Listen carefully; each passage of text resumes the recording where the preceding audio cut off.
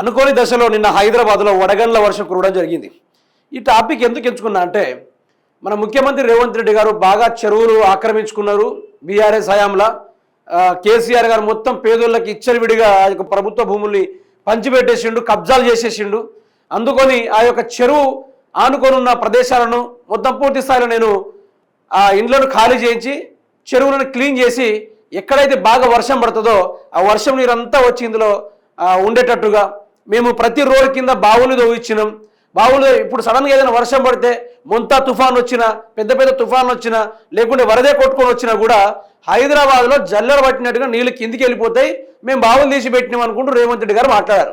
నిన్న కురిసిన వర్షానికి ఎట్లయిందంటే కదా, మన డబుల్ ఇంజన్ సర్కార్ నరేంద్ర మోడీ గురించి ఎట్లా మాట్లాడుకుంటామో మన హైడ్రా దేనికోసం పెట్టారు సార్ అంటే ఇక ఏం లేదు, డ్రైనేజ్ వ్యవస్థను క్లియర్ చేయడానికి మాత్రమే మేము ఈ యొక్క హైడ్రాని ఎంచుకున్నామని హైకోర్టు పదే పదే చివాట్లు పెట్టినా కూడా వినకుండా మరి పేదోళ్ళు ఇల్లు కూల్చి మరి వాళ్ళు ఏదో బావులు తవ్విరట. మరి తవ్విన రిజల్ట్ ఎట్లుందో ఒకసారి చూసుకునే ప్రయత్నం చేస్తే ఏమంటుండు, అనుకోని వాన హైదరాబాద్ ఆగం, ఆఫీసులు వదిలే వేళ వడగండ్ల వాన, ఈదురుగారులు ఉరుములు మెరుపులతో బీభత్సం, ఐటీ కారిడార్లో ఎక్కడికక్కడ నిలిచిపోయిన వాహనాలు, విరిగిపడ్డ 14 చెట్లు, విద్యుత్ స్తంభాలు, పలు చోట్ల కరెంటు కట్టు.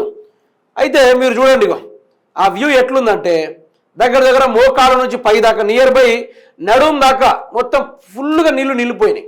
ఎక్కడ చూసినా కూడా నీళ్ళతోటి నిండిపోయినాయి. అక్కడ ఐటీ జాబర్స్ కావచ్చు, లేకుంటే రాత్రి ఆఫీసులో పనిచేసే ప్రతి ఒక్క ఉద్యోగస్తులే కావచ్చు, ఆ వర్షం పడిన తర్వాత బయటికి వెళ్ళని పరిస్థితి, ఇంటి దాకా వెళ్ళని పరిస్థితి. రోడ్డు మధ్య మొత్తం సముద్ర జలాలతోటి మొత్తం నిండిపోయింది. అందులో ఒక పడవ తక్కువైపోయింది ఆడ నుంచి బయటికి వెళ్ళడానికి. ఇప్పుడు జిహెచ్ఎంసీ ఉంది, అక్కడ ఆ మున్సిపాలిటీ పరిధిలో ఉన్న ఇప్పుడు మున్సిపల్ శాఖకి అధికారి ఎవడు, మంత్రి ఎవడు, మన ముఖ్యమంత్రి రేవంత్ రెడ్డి. మరి రేవంత్ రెడ్డి గారు ఏం చేస్తున్నారు అంటే ఆయన ఏదైనా మాట్లాడారు అనుకోండి, మేము మూసి ప్రక్షాళన మాత్రమే చేస్తాం, మేము హైడ్రా పేరుతోటి పేద ప్రజల యొక్క ఇండ్లను మాత్రమే కూలుస్తాం అని మాట్లాడుతున్నాడు. కానీ నిన్న జరిగిన అసెంబ్లీ సమావేశాల్లో మరి హైదరాబాద్లో మీరు తీసుకొచ్చిన బావుల కథ ఎక్కడ దాకా ఉంది, ఆ డ్రైనేజ్ వ్యవస్థ ఎక్కడ దాకా వచ్చింది, మరి ఈరోజు వర్షాలు పడతా ఉంటే ఆ యొక్క ఉద్యోగస్తులు ఇంటికి పోకుండా వాళ్ళ పరిస్థితిలో ఉంటే ఈ ప్రభుత్వ శాఖ వాళ్ళందరూ కలిసి అక్కడ ఉన్న అధికారులందరూ కలిసి గడ్డి బీక్తా ఉన్నారా, లేకుంటే పేకాట ఆడుతూ ఉన్నారా, లేకుంటే ఏం చేస్తూ ఉన్నారు? నెల కాగానే ఇంటి పన్నులని, నల్ల పన్నులని, రకరకాల పన్నులతోటి మూత మోగించే ఈ రాష్ట్ర ప్రభుత్వము రోడ్డు మీద నడుస్తూ ఉంటే road tax, road safe tax, లేనిపోని పీక్లర్ ట్యాక్స్ అని పెట్టి ప్రజల దగ్గర నుంచి చెమట ఓడ్చి మొత్తం రక్తం గడ్డలు లెక్క సంపాదించిన పైసల్ని కుక్కలు తిన్నట్టుగా, పందులు తిన్నట్టుగా, గాడిదలు తిన్నట్టుగా పైసలు కుప్పలుగా తింటున్న ఈ రాష్ట్ర ప్రభుత్వం ఈరోజు ఒక డ్రైనేజ్ వ్యవస్థను కరెక్ట్ చేయదా?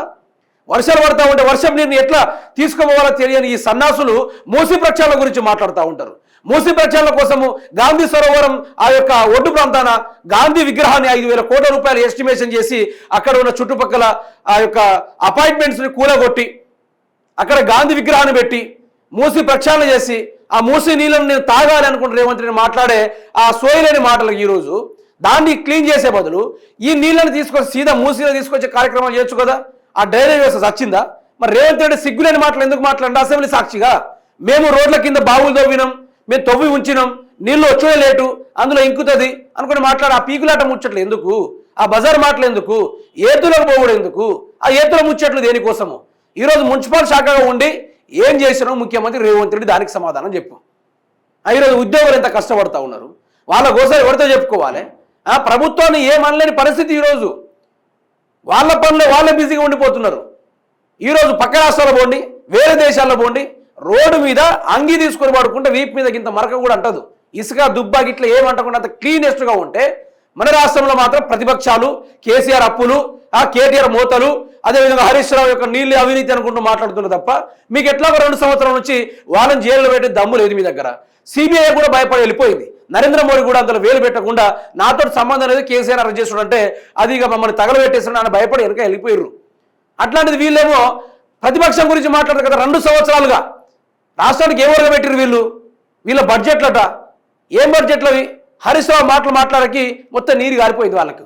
ఒక్కొక్కరి చెమటలు ఒక్కరు సరిగ్గా లేచి కూడా సబ్జెక్ట్ మాట్లాడలేదు. నేను 2 రోజుల నుంచి చూస్తున్నాం మనం అందరు కలిసి. ఈ వ్యవస్థ గురించి ఇప్పుడు మాట్లాడతారా? సిగ్గు శరం ఉంది ఇప్పుడైనా? మేధావులు ఎటుపోయారు, ఆ గాడిదలందరూ ఎటుపోయారు, కోదండరాం కావచ్చు, ఆకునూరి మురళి కావచ్చు, మేము మొత్తం తెలంగాణ కోసం ప్రశ్నించే పెద్ద గొంతు కులము, మాది గొంతు కథ పెద్ద మోడీ అనుకుంటూ మాట్లాడుకుంటే ఈరోజు ఆ డ్రైనేజ్ వ్యవస్థల గురించి ఎవరు మాట్లాడుతుండు? మీ కడుపులు నిండితే సరిపోతాయా? ఈరోజు ప్రజల సమస్యలు తీరొద్దా?